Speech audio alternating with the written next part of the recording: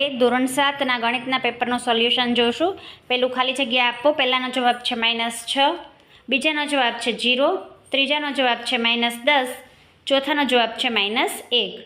બી આપેલું છે, નીચે આપેલા દાખલા ગણો. પહેલાનો જવાબ છે 24, બીજાનો જવાબ છે 5, ત્રીજાનો જવાબ છે 6200 મીટર. ત્યાર પછી પ્રશ્ન બીજો જોઈ લઈએ. માંગ્યા મુજબ જવાબ આપો. યોગ્ય વિકલ્પ પસંદ કરીને જવાબ આપો. પહેલાનો જવાબ છે સી 2 × 1/4, બીજાનો જવાબ છે ડી 10, ત્રીજાનો જવાબ છે 235, ચોથાનો જવાબ છે એ. ત્યાર પછી બીજું, નીચે આપેલા દાખલા ગણો. પહેલાનો જવાબ છે 17.94, બીજાનો જવાબ છે 0.15, ત્રીજાનો જવાબ છે 80. સી નીચે આપેલા દાખલા ગણો, કોઈ પણ બે. એક વાસણમાં 60 લીટર દૂધ છે. જો દરેક ગ્લાસમાં 3/4 લીટર દૂધ ભરવામાં આવે તો કેટલા ગ્લાસ ભરી શકાય? 3/4 × 60. જવાબ જે છે એ 45 ગ્લાસ ભરી શકાય. એક સ્કૂટર 1 લીટર પેટ્રોલમાં 55.5 કિલોમીટર ચાલે છે તો 10 લીટરમાં કેટલું ચાલશે? તેનો જવાબ આપેલો છે 555. ત્યાર પછી ત્રીજું આપેલું છે 25.5 મીટર કાપડને 5 સરખા ભાગોમાં વેચવામાં આવે તો દરેક ભાગની લંબાઈ કેટલી થશે? જવાબ છે 5.1. ત્યાર પછી પ્રશ્ન 3 જોઈ લઈએ. નીચે આપેલા દાખલા ગણો. નીચે 10 માણસોના વજન કિલોગ્રામમાં આપેલા છે, તેનો મધ્યક શોધવાનો છે.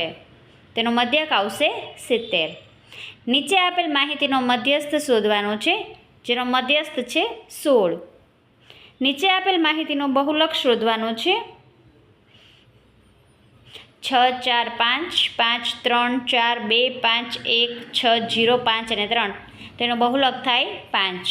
અને માહિતીનો વિસ્તાર આપેલો છે, જે અહીંયા ટીક કરેલું છે.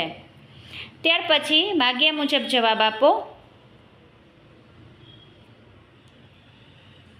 આપેલ સ્તંભાલેખ કઈ માહિતી દર્શાવે છે? તો કે વિશ્વના દેશોમાં ચોખાનું ઉત્પાદન જે છે એ દર્શાવે છે. કયા વર્ષમાં ચોખાનું ઉત્પાદન સૌથી વધારે થયેલ? જવાબ 2007. વર્ષ 2008માં ચોખાનું ઉત્પાદન કેટલું થયું હતું? 5029. વર્ષ 2008માં ચોખાનું ઉત્પાદન કેટલું થયું હતું? સામેની માહિતી જે છે એ મિલિયન ટનમાં આપેલી છે.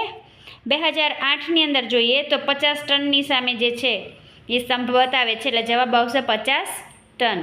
વર્ષ 2005 અને 2009માં થયેલ ચોખાના ઉત્પાદનનો તફાવત લખવાનો છે. 2005માં કેટલું થયું હતું? તો કે 50 ટન. અને 2009માં કેટલું થયું છે? તો કે 60 ટન. એ બંનેની બાદબાકી કરીએ. 60 ટન ઓછા 50 ટન બરાબર જવાબ આવે 10 ટન. લંબાલેખ દોરવાના છે પ્રશ્ન 1 અને પ્રશ્ન 2ના.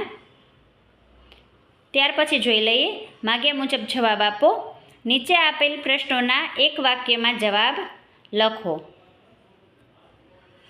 xમાંથી 5 બાદ કરતા 9 મળે, એટલે x - 5 બરાબર 9. એક સંખ્યામાં 12 ઉમેરતા, એટલે કે x + 12 બરાબર 36 થાય તો તે સંખ્યા કઈ? તો એ જો ઉકેલ લાવીએ તો x બરાબર 24 સંખ્યા મળે. x - 2 બરાબર 7. સમીકરણનો ઉકેલ શું મળે? તો જવાબ આવે x બરાબર 9. કારણ કે -2 જે છે એ બરાબરને આ બાજુ લઈ જાય એટલે +2 થઈ જશે, ધન 2 બરાબર. એટલે x બરાબર 7 + 2 બરાબર જવાબ આવે 9. જો p + 5 બરાબર 12 હોય તો p ની કિંમત શું થાય? જવાબ આવે 7. બી નીચે આપેલા દાખલા ગણો. સમીકરણ ઉકેલવાના છે. 6x - 2 બરાબર 34.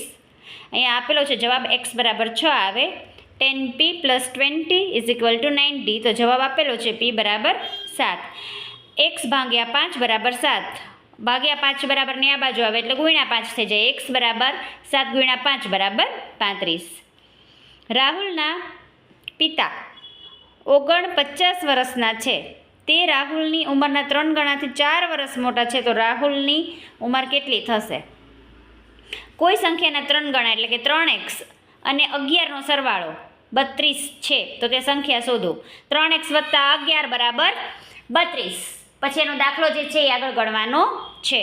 કોઈ એક સંખ્યાના અડધામાં 45 ઉમેરતા જવાબ 75 મળે તો તે સંખ્યા 6. માગ્યા મુજબ જવાબ લખો. પેલું છે જોડમાંથી કોટિકોણની જોડ કઈ છે? જવાબ આવે છે બી. બીજો પ્રશ્ન છે અનુકોણની કોઈ એક જોડ લખો. અહીંયા અનુકોણની જોડ આપેલી છે. ત્રીજો છે બાજુની આકૃતિમાં એક્સનું મૂલ્ય શોધો. જવાબ આવે 60. બાજુની આકૃતિમાં એલ અને એમ રેખાઓ સમાંતર છે કે નહીં? હા કે નામાં જવાબ આપો. જવાબ છે હા, સમાંતર છે. બી દાખલા ગણો. પેલું જે છે અંતઃકોણની છે જોડ.